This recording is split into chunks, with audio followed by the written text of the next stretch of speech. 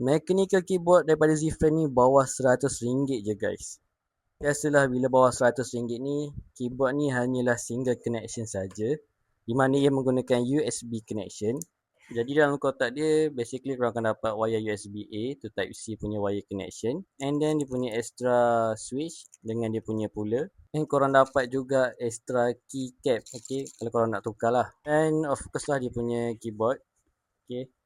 Aku suka gila colour dia ni, memang lawa, nampak cantik gila. Dia punya kaki ni ada 2 level untuk korang tinggikan, and dia punya type C dekat bahagian atas ni lah. Dia punya RGB pun ada sampai kat tepi ni, korang boleh pilih lah beberapa mode. Okay, also dia punya switch punya RGB pun ada beberapa mode juga. Also plus point sebab keyboard ni ada volume punya knob lah. And then ni dia punya extra switch, dia punya puller, and then dia punya extra keycap.